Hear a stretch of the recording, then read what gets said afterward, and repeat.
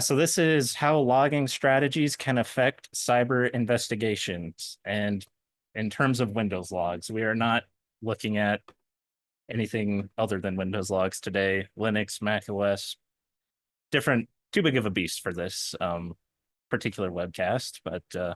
But a lot of the same, let's say, investigative strategies, a lot of the same principles associated with creating a logging strategy or um, determining if it's sufficient for your organization applies across the board.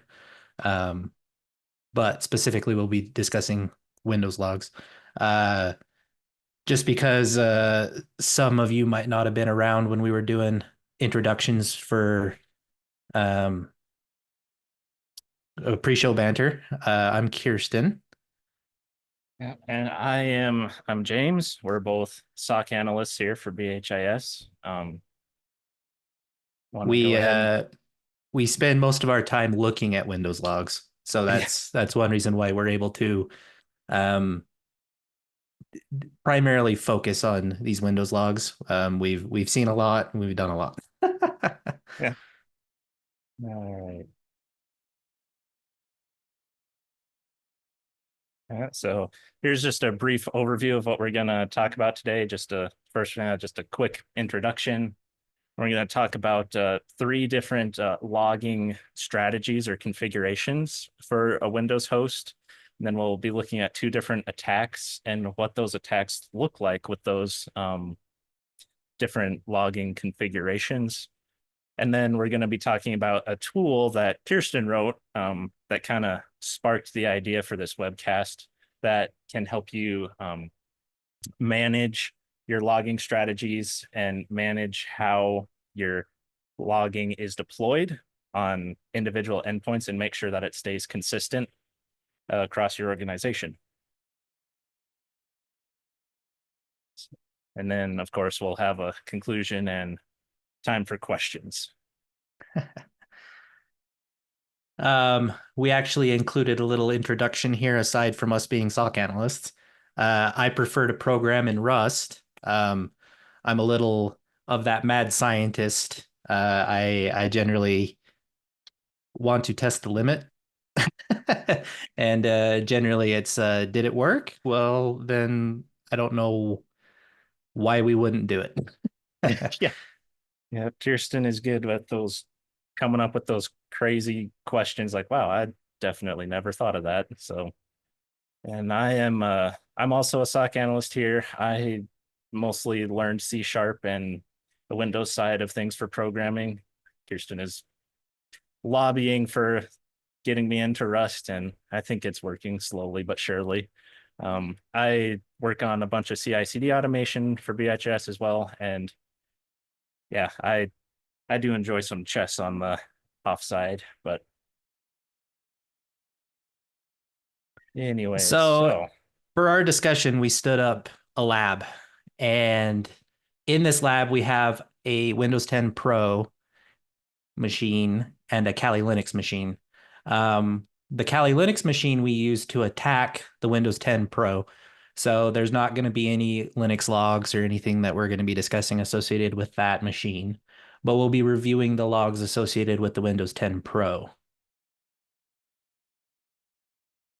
We performed two attacks against the Windows 10 machine to allow us to review logs and the differences associated with three different logging scenarios. We took the default logging for that machine. We also had a scenario where we stood up the BHIS sysmon config. And then we also have a scenario where we set up and configured what we recommend for advanced audit policies. And we used the tool that James had suggested, or rather that James had introduced, that I made that we call Audit Inspector. Um, so we're going to discuss a little bit about Audit Inspector at the end, but the TLDR for this discussion is that it gives us the ability to measure what an audit policy looks like on a given individual host. Um, Here's an example of what that output would look like. It allows us to measure what the default logging was associated with that Windows 10 Pro machine. As you can see, it measures success and failure configurations for advanced audit policies. And a little Easter egg, if anybody wants to look at something that's kind of humorous, pay attention to the account lockout and look up the um, Microsoft Docs for that specific audit policy and figure out why that particular configuration is humorous. Yeah. But this is specifically how it was set up after doing the whole Windows setup. This is the default logging on that particular Windows 10 Pro. Straight out of the box, just installed from the ISO updates. This is what we got. Then we look at the enhanced logging. So this is our this is what you get when you run Audit Inspector and just give it the BHIS recommended settings. As you can see, there's a lot more interesting things being logged, notably process creation, and we can see some PowerShell logging module there. It's quite a bit more inclusive than just the default logging, as you will see in a few minutes. And just this enhancement from the default Windows configuration lets us do so much more in terms of investigating interesting alerts or scenarios, as opposed to just looking at the default logs. And Audit Inspector also has the capability of measuring a sysmon installation. In this case, we're able to see what the hash is associated with our config, what the file path as identified by sysmon is. We're able to see what version of sysmon is installed and the current status of the sysmon service. Yeah, this is extremely helpful if you're deploying sysmon across a large organization or whatnot. This makes it so easy to see what exact sysmon config you're running to make sure that all your endpoints are running the same, or if they're running a specific one that you want. And it just shows the health of sysmon as well. There have been many times where we've gone to investigate an alert, and it's like, well, is sysmon running on this? Is it even the right config? We don't really know. And so this was part of the desire for this tool, and one of the original ideas that Kiersten had for it, so that we could track what is running what in terms of sysmon logging. So to overemphasize the point, these are the logging scenarios that we set up in the lab. So this is the default.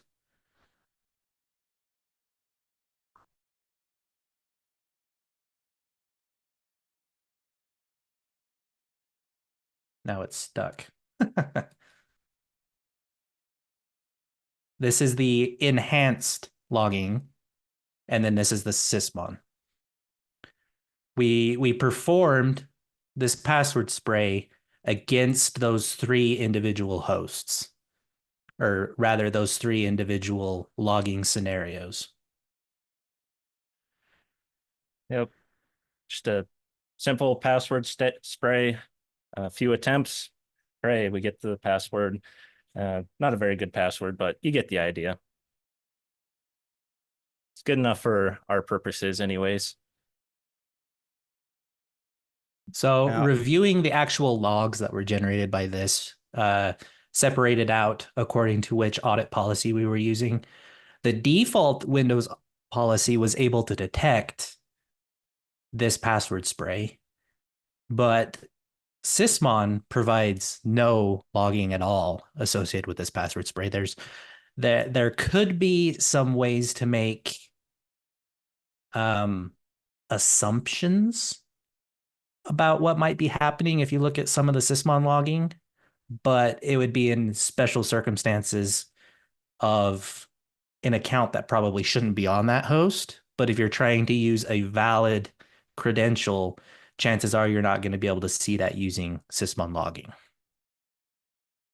Yep. And you'll notice for a password spray, default Windows login and enhanced Windows logging, they both can see it, right? Just a bunch of 4625s followed by a 4624 successful login.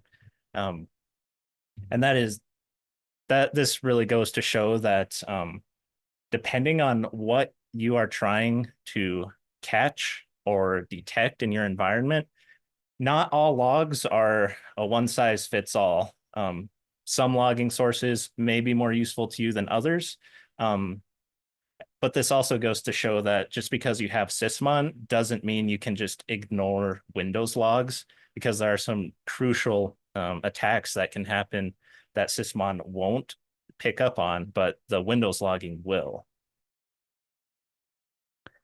And we specifically chose this attack, where the default Windows did detect it, but we did that purposely to also contrast our second attack of the default logging won't detect attacks that aren't found in the or rather using logs that aren't found in the default policy. Just because the default policy detected that attack doesn't mean it will detect this next one.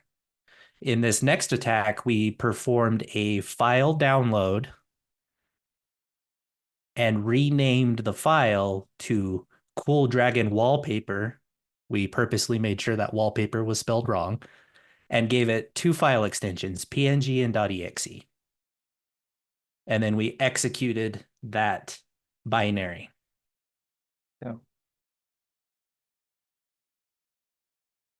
On the left side of the screen, we're hosting that file using Python so that we can download it to the Windows machine on the right.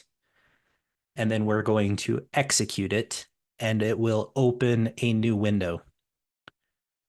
This new window was generated by that binary, or rather spawned by that binary, and it gives us the ability to run as trusted installer. Trusted installer is effectively a specialized system account that gives you the ability to do things that not even system can do.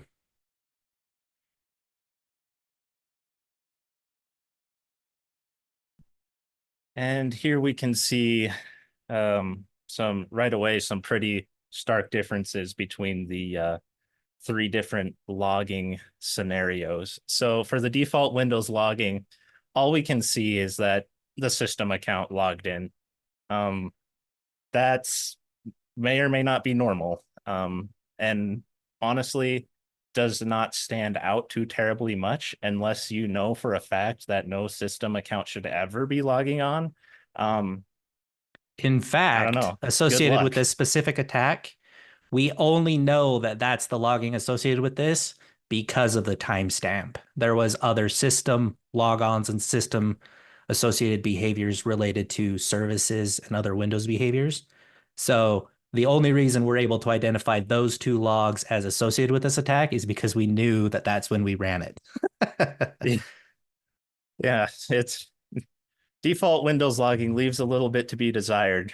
Um, but you can see in the enhanced Windows logging, we get a little bit more context as to what actually happened. Right away, we can see a 4688 created process event, and the process.name should immediately start triggering alarm bells. Cool Dragon wallpaper.png.exe. Sounds like somebody in, I don't know, maybe HR thought they were going to get a cool wallpaper for their desktop and got something nasty instead. And we can see the parent name is PowerShell. Immediately after the process starts, we see system logging in with the 4624 event there. And then trusted installer gets fired up. And even more than that, we see trusted installer spawning a PowerShell executable. So this would be in my opinion, a pretty strong indicator that, hey, something really sketchy is going on this host, and we should dig in a little further if we can. Because that PowerShell.exe that trusted installer spawned, correct me if I'm wrong, Kiersten, but that would have the privileges associated with trusted installer, right? Yep. Yep. So you have basically super system on that host now. Um, then we want to take a look at Sysmon. This is where things really start to get juicy, so to speak. Um, so right away, the very first event we see is a Sysmon event code 3. And 3 is a network connection. We see PowerShell connected to this IP address 172. That is our Kali attacker VM. And so that right away is helpful because we can tell, like, all right, this Windows host went and talked to this um, unknown host, shall we say. And then we see directly after that a Sysmon ID 11 and 29. Those are both file creation association events. We can see the file.path that where the cool dragon wallpaper executable was written to. And then in the EID 29, we can also see the hashes of that file. And that is super helpful to know, like, all right, is this actually a like a wallpaper and just misnamed, or is VirusTotal or something recognizing this as Mimikatz with a different file name? You get the idea. These hashes are really helpful in terms of seeing like what file is actually the user downloaded.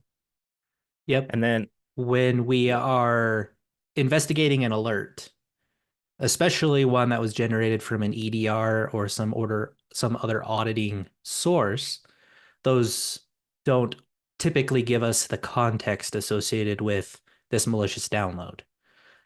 There are a variety of ways that using Sysmon and the enhanced auditing configuration, we're able to gain context associated with what happened. In this circumstance, we can see where it came from after we've identified that it's doing something that we don't like. And that gives us, as the security team, an idea of where we need to go and where we need to focus our attention to try to determine the extent of what's happening here. Um, in this particular circumstance, because we know that trusted installers shouldn't be running on this host to spawn a PowerShell process, we know that this is probably an incident where we need to get IR involved. If we were to, for example, not have trusted installer spotting PowerShell, but other types of circumstances that are kind of, let's say, not as clear cut. For example, a member of the IT team is installing a VPN product that is not typical for the IT team. Are they testing out a new system? Are they testing out a new product? Are they going to be connecting to a third party for some reason? There's a variety of different considerations to be made in that circumstance. So all of the information that we can collect is helpful to determine whether we need to escalate to the people that can make the proper decisions of what needs to happen. And we can provide the proper context to know where focuses need to start. And then on the flip side, using all of this data, we can also determine when something is a benign alert. We're alerting on something that typically looks malicious, but using this type of context, we're able to determine that it's not bad.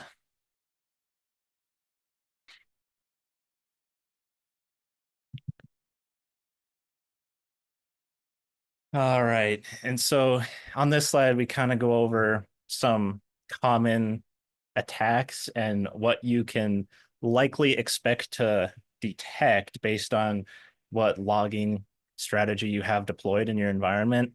As you can see with the default policy, there's really not much. A password spray, sure, but malicious download, no. Obviously, we didn't see the trusted installer escalation. And then Kerber roasting, ASREP roasting, user account control. None of that stuff, in our experience, we have found gets picked up by the default Windows policy. For the enhanced Windows default or enhanced Windows auditing, we can see a bit more. And that's mostly due to those 4688s and occasional PowerShell script block logging. And we saw the password spray, and we saw the process creation for the cool dragon wallpaper.png.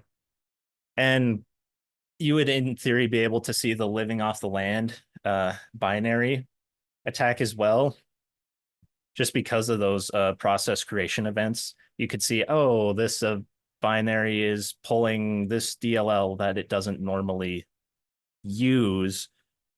We should maybe investigate that. And then going For over to, sorry, James. oh, For go ahead. completion, for the complete overall uh situation here, we admit that the enhanced policy applied to this specific machine will not detect things like Kerber roasting or AS-rep roasting. And that's because we configured that host specifically not to be um, domain controller. Sorry, it doesn't employ any domain controller logging.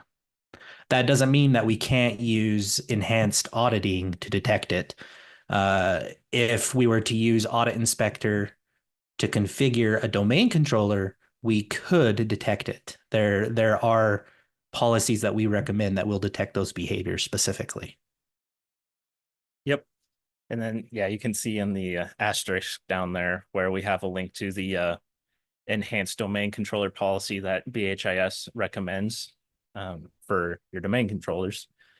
But then looking at the sysmon logs, we can see a fair amount more of like executable stuff happening on a host, stuff that's like really quite valuable to an investigation. Downloads, where did files come from? That one is huge because those file creation events, you can see exactly, all right, what host did we download it from? What is the hash of the file? Is this, was there a weird DNS request ahead of this? Like, what, there's just so much information and context in using these sysmon logs that we get with instead, we get a lot more context using sysmon instead of using just Windows logs for those types of events. But as you can see also, like sysmon, you're not going to detect the password spray or Kerber roasting or ASREP roasting. As Kiersten mentioned, those would be audit policies on your domain controller that would detect those. And then disabling user account control, that is also detectable by sysmon. We can see events where processes are modifying things that they shouldn't, or disabling registry strings that should not be disabled. And I think that's is that so that's event ID 13, isn't it, Kiersten? Yes. Yep. Okay, sweet. And then low boss usage as well. So there really is a quite a stark difference between what you get for logging in terms of versus in sysmon versus enhanced versus the default policy. So effectively, we want to use these labs as a illustration that your audit strategy needs to be based on what attacks you want to detect. In this specific circumstance, if we need to be able to monitor for malicious file downloads, if we need to monitor for attempts to escalate into trusted installer, if we have to monitor password spraying, if we have to monitor Kerber roasting, we need to have both the enhanced auditing policies applied to hosts. We need to have the enhanced audit policy attached to a domain controller, and we should deploy Sysmon in order to detect all of those specific attacks. If we are reliant on a single individual one of those, we will have what is commonly referred to as a blind spot.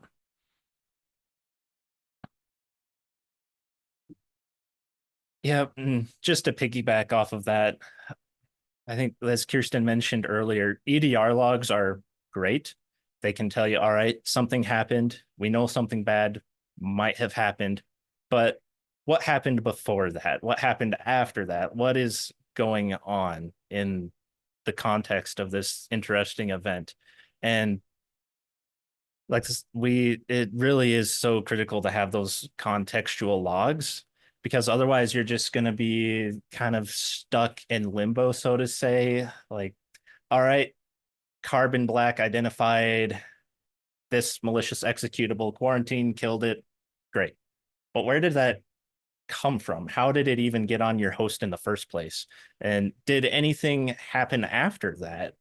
Did that executable do what it was designed to do before it was detected? And these are questions that these enhanced logging strategies can really help you answer when you're doing any kind of investigation into interesting events on your hosts. Yep. Even if the EDR blocks a given scenario, right? Running a malicious binary, even if it stops it, that doesn't tell us if there's an attacker in the environment. It doesn't tell us where we need to go investigate to find out if there's an attacker in the environment. If it's a phishing download and it's blocked, then it's not as time sensitive. But if there's an actual attacker in the environment and we say, oh, EDR blocked it, it's okay, then we are essentially playing the ostrich. We're putting our head in the sand, just saying, it's okay. So even though the EDR is stopping an activity, there is a lot of contextual information that we need to gain. And that's why if we're living or dying on an EDR, we don't have the proper context to respond to uh, kick the attackers out of the environment. Okay, so I think we've beaten that horse pretty good by now. So it's important to log more than just default Windows or just your EDR if you really want to get some good context into events. And this is where we talk about how to maintain your audit strategy. As you can see here, like you might ask, like, why? I set it, I clicked the button, it's configured, great. But stuff happens, stuff breaks. You all sorts of these. There's all kinds of reasons why your audit policies might differ or stray over time from what you originally set. Um, and all of these reasons on this slide here are pretty. I mean, we've encountered them in the wild before as to why things aren't logging as expected. Um, sure, there's many more scenarios you could think of, but the big one there is, in my opinion, is malicious actors attack logging. If you can get on a host, kill Sysmon, kill EDR, you've essentially just turned that host into a dark horse in your environment, really. And how are you going to know if that actually happened if you just stopped getting logs for this host? Well, great. Is it off? Did it disappear? Did it get decommissioned? Or is it just still running, but with logs tweaked, enabled, or just logs set back to the default Windows logging? So that part of this is why where the inception for Audit Inspector came from, is the idea that we need a quick and easy way to maintain our audit strategies across the entire domain and to quickly and easily see what actually is being logged. Yep, we've noticed that in distributed environments that there are a lot of things that can break logging. There are a lot of situations where in the SOC we've been trying to prove a negative. If logs aren't coming in, why aren't they coming in? As James said, is the host off? Uh, did they make an update that changed a little bit of how the logging structured? If if you're familiar with Azure logging, the schema associated with the logs changes all the time. So effectively, we use Audit Inspector to determine an easy way of identifying if those configuration changes have been manipulated. We use it to check the health of Sysmon. We use it to see if the Sysmon service is running. We check it to see if the config file for Sysmon is universal across the environment. If you have one host specifically that's running a different Sysmon config, that's definitely interesting if you've deployed it to your entire domain using the same infrastructure. Uh, if you've performed a Sysmon update and some of your hosts got the update, there could be some troubleshooting that needs to be done to make sure that all of your hosts are updated. And here we have the list of what we recommend in Windows environments, particularly associated with Active Directory. We recommend that you configure your advanced audit policies. There we have a link to the original publication that BHIS made several years ago associated with GPO deployments for audit configurations. We will be updating that second repo in the coming weeks, if not months, to have a updated version of those GPOs, but we do not have them effectively ready. But we do use GPOs that are a little bit more updated than what's in that event logging repo. The most up to date, if you want a list of what we recommend for advanced audit policies, you can find on that GitHub page associated with Audit Inspector. Audit Inspector not only allows us to monitor what is configured on a host, it allows us to modify them into what we desire on a host. It's a tool that allows us to push policies also if GPOs or Active Directory is not how your environment works. If you use an RMM tool to deploy software in your environment, this tool will help you accomplish that without needing GPOs. Yep, and then we have our Sysmon config there as well. As we continuously update and work on our Sysmon config. But you can see the OG, as Kiersten said, is linked there. It is a little out of date, but it is still effective. You're going to get a lot more information and context into what's going on your endpoints with that config. In the future, we will be pushing a new up-to-date Sysmon config to that Windows auditing repo on the Black Hills InfoSec GitHub page. And stay tuned for that because that's where all that good stuff is going to live in the future. But if you're wanting to just kind of get started or test things out in a lab, all of these links are a good place to start before deploying things to your production environment. And so you've heard us talk about Audit Inspector quite a bit now. So how do you use the thing? Here's the where do I get it? Well, how do I use it? I'll let Kiersten answer those questions since he wrote the thing. So you can download a binary build of Audit Inspector from our GitHub page. We recommend that if you're going to be using the install feature, that your organization signs the binary. so that you know that that's the binary version that you have approved, that you've reviewed, that you've tested, and that you know works. If you run Audit Inspector with no command line arguments, it will perform the default logging configuration, which means it will turn on all the logging that we suggest for a Windows host, specifically associated with an Active Directory environment. Audit Inspector was also built with the ability to determine if the host it's running on is a domain controller, meaning it will configure the domain controller specific policies if it detects that your host is a domain controller. That way, you don't have to worry about specifying any command line arguments for domain controller specific configurations.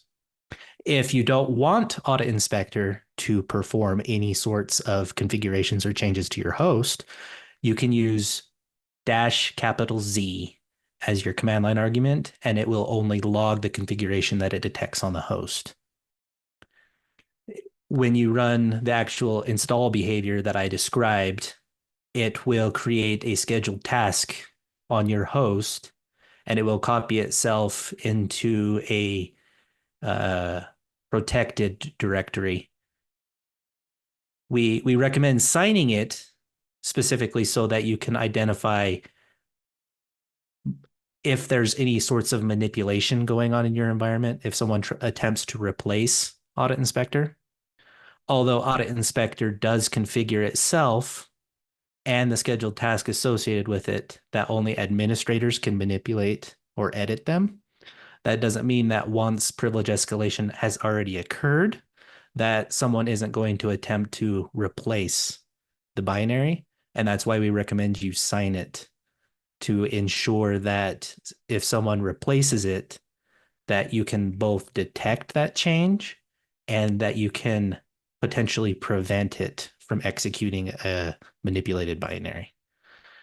Every time that you run Audit Inspector, it will generate one of possibly two binaries, or sorry, event IDs. 1, 2, 3, 4, 5, completely original. And this will log the current logging configuration of the host. It will also generate a 1, 2, 3, 4, 4, which will be specifically what changes Audit Inspector made to your host. It will not perform any changes that it does not tell you that it performed. These are specifically intended to allow you to, if you're ingesting logs in a distributed environment, you can ingest them into your SIM and easily reference all of the configurations associated with all your hosts. You can use data parsing and graphical interfaces to identify which hosts might require troubleshooting or updates, or if, like we described before, if sysmon's been updated on a host, if you need to troubleshoot because sysmon updates failed, this gives you an easy way of identifying which hosts require the attention. Also, if the service is fallen over, sysmon's broken, it won't record anything. So this gives you a good way of identifying which hosts have broken sysmon installations.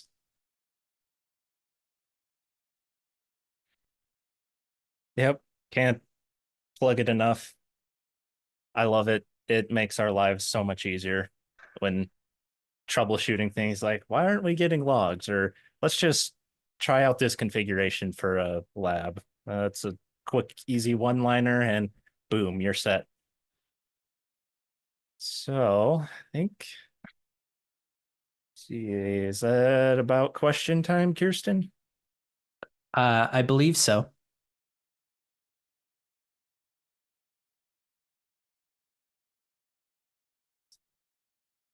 Let's see.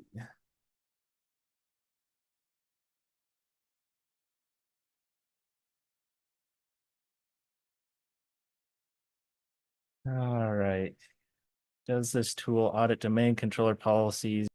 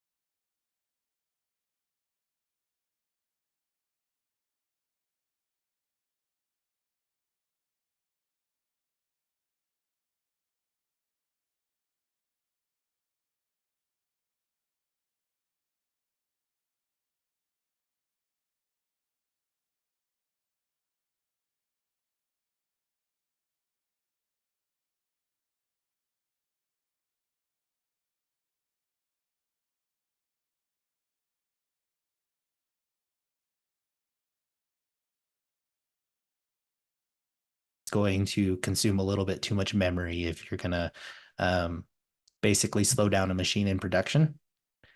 For a virtual environment where I would say if you are spinning up and spinning down machines consistently to where you have a brand new machine every day that you're working, there's no need for you to have all of that logging, because if that machine becomes popped, there there's not going to be any real persistence on that machine, although it might be helpful for identifying where the attack came from. But typically, it's not a good idea just to turn it all off. Let's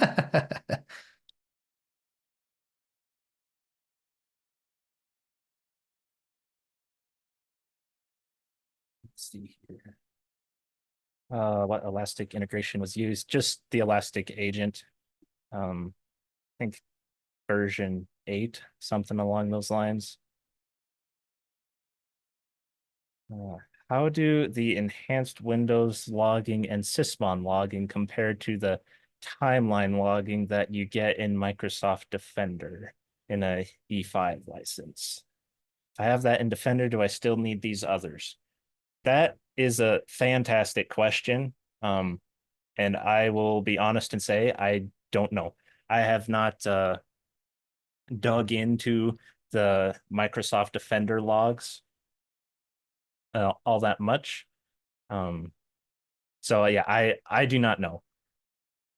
So that's actually probably a good topic for another webcast. Typically, I am unsure if that product will necessarily ingest all the advanced audit Windows policies that we're discussing. But if they're not ingested by default, it would probably be helpful to turn them on, simply from the fact that if there are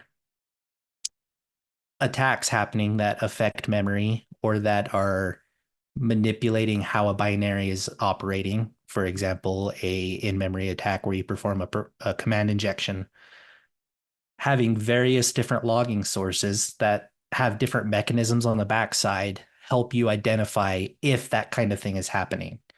If uh, if one logging source tells you that a specific command was ran, and a different one tells you on the same process that a different command line was used, that could be an indication that somebody's attempting to bypass EDR, and it will depend solely on how the logging resource is working on the backside on what specifically it's logging to determine what command line was run. So even if that product works really well and it is a good detection engine and it collects a lot of logging associated with the host, all of the context that you might need after a detection is created could exist in these logs. Hey guys, sorry about that. I ran to the bathroom right when you guys were finishing, I guess. Were y'all going through the Q&A in Zoom, or you just Yep. answering? Okay. Yep, sure are. Where'd you leave off with? Let's see, just talking about how telemetry uploaded to Defender or for E5 licenses compares to sysmon and enhanced logs is what we just discussed. All right, cool. Sorry, I was trying to find that one. There's quite a few different questions here. So try to go through and answer what we can. But thank you guys for sharing your knowledge today. It's very, very helpful. Yeah, no problem. Do you have an example of the output for Audit Inspector? So on slides, let's see here, I think it's 6. Yeah, 5, 6, and 7. That is the output from Audit Inspector. It just outputs JSON. So it should be It's pretty. there. The first two are all of them are excerpts, really. Yeah. The thing that's missing that you would find in an actual Audit Inspector log would be the basically Audit Inspector identifying itself as the source that created it. That's effectively the only difference between the Sysmon version of it of it in slide. What did you say the slide was? It's Um, 5, 6, and 7, I think.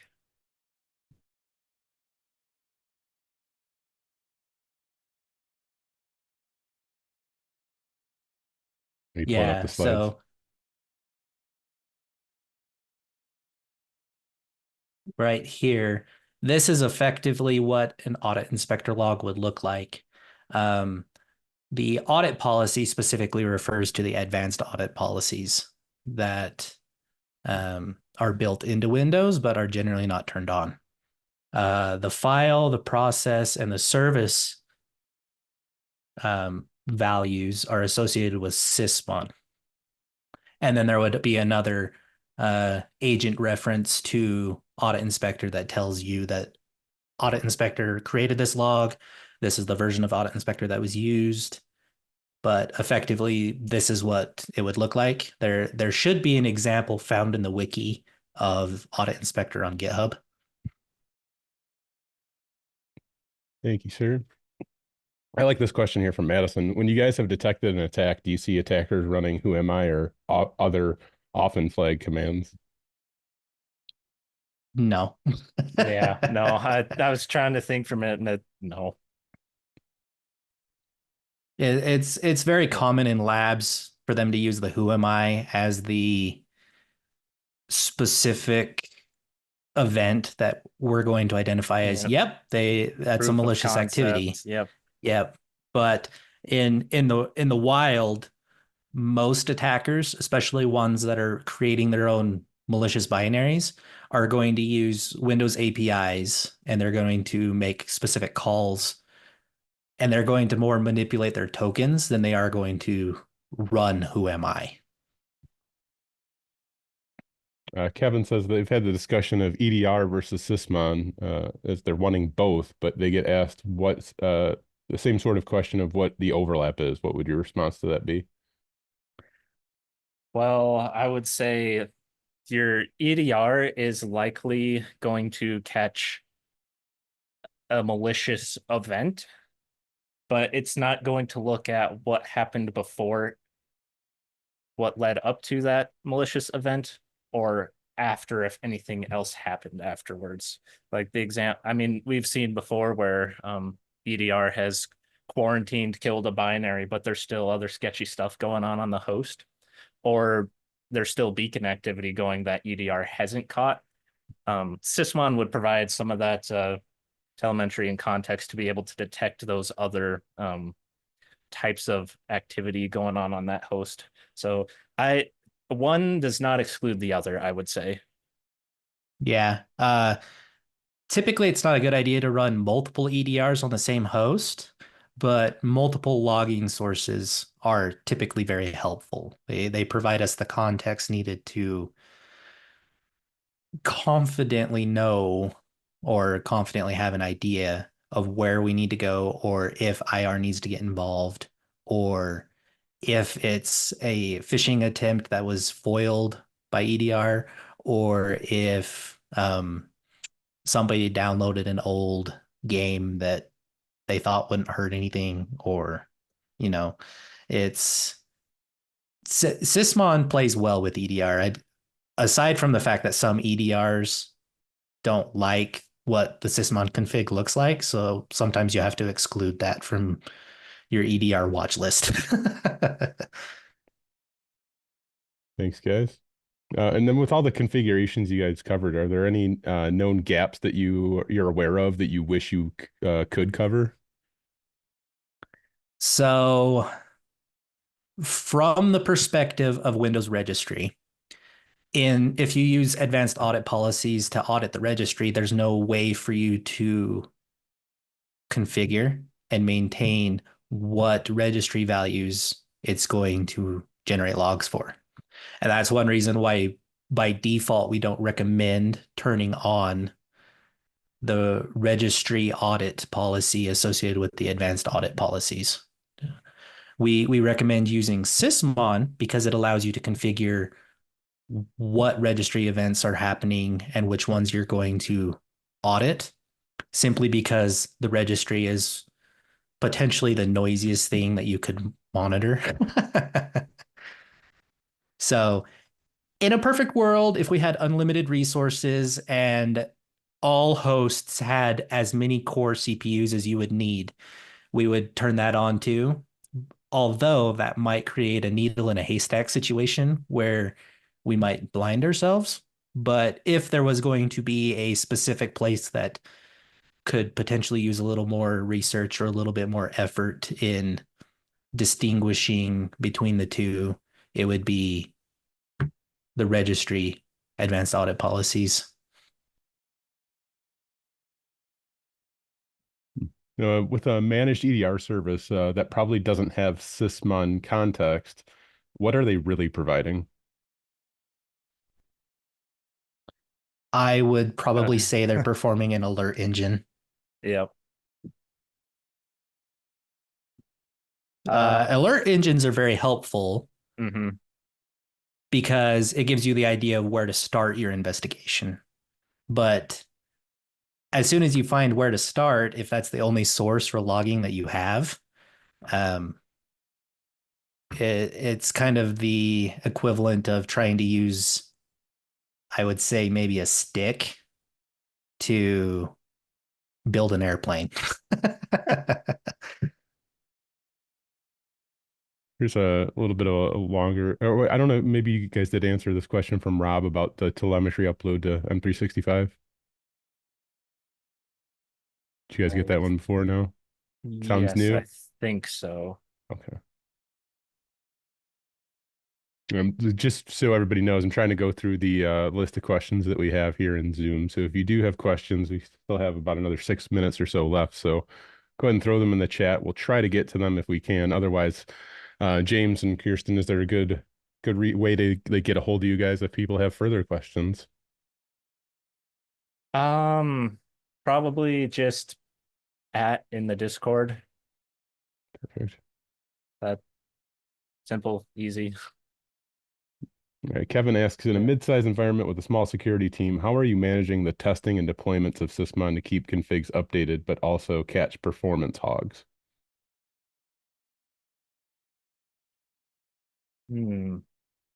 So in the SOC specifically, if you use Active Directory, typically it's easier to perform a deployment using GPOs. We use a similar structure to what you'll find in the event logging repo in GitHub, but there's several updates, and we'll be pushing those updates to GitHub in the future.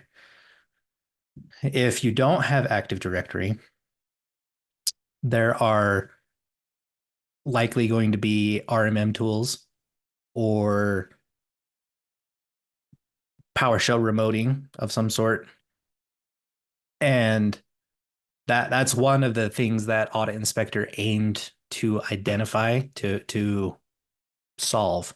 Because if you're not using GPOs, modifying all of these audit policies is a very mundane and manual task. Whereas if you can push a single binary to your individual hosts and execute it to perform that configuration, it is possible to automate the process to a more universal approach. So in this situation, Audit Inspector allows us to see the version of Sysmon that's running. It allows us to see the Sysmon service is, like in our example, 1515. And it's very common for us to see where pushes of the service don't perform the update as expected. So if you're running Audit Inspector, you'll see version discrepancies. If like a config wasn't pushed properly, or if the update process failed. But the Audit Inspector does not measure necessarily performance on any individual host. There There isn't anything in the project that will measure how Sysmon has impacted the host.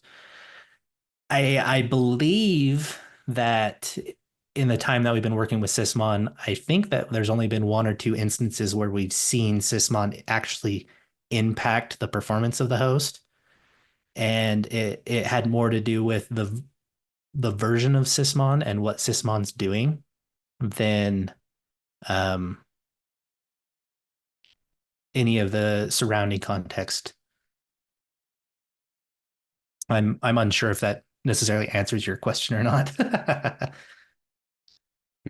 James, you have anything to add to that? No, No, solid. I was pretty much gonna share. Yeah, you can deploy it through GPOs. If you don't have AD, you'll likely have some kind of RMM, and then you could use Audit Inspector quite easily with that, I would think. So yeah, TLDR on Kiersten's answer. Perfect. Thank you, man. Peter asks, with those event auditing repos, would you recommend those for both SOC monitoring and DFIR investigations, or are there more specific events that you think would be useful in a DFIR scenario versus the day-to-day logging for a SOC? Defer logging and defer investigations will definitely be a little bit more intense than these types of logs. As an example, you will likely dump memory, the contents of RAM for future investigations when you're performing IR. When you're doing SOC work, most of it is going to be metadata about what's happening on the host. It's not going to actually be a copy of the process that's being ran. So if, for example, a process injection attack happens, there might be indicators that we can see in that metadata. But for the most part, that's one reason why an EDR is very helpful, is because it can see those types of memory manipulations.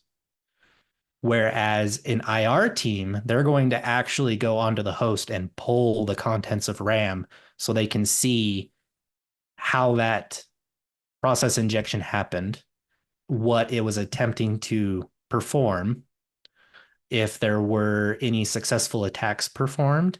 Whereas in the SOC, we're not going to have the contents of RAM. We're not going to be touching disk. We're not going to be pulling virtually the whole host, if that makes sense. So there is a little bit of difference in how this logging helps in identifying compromises or attacks.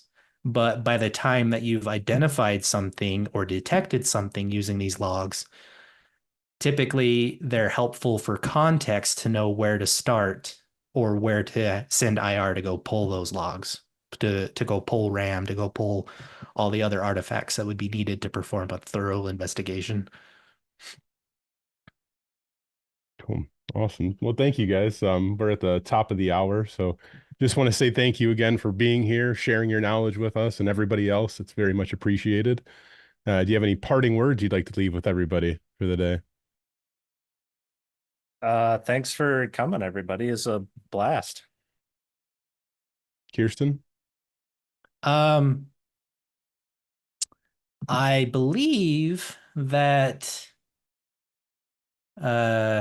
we'll be effectively, like we've said, we'll be pushing more updates to those Windows logging repos, and we'll probably be contributing more outside of the Windows realm. But thanks for being part of the community, and we hope to provide more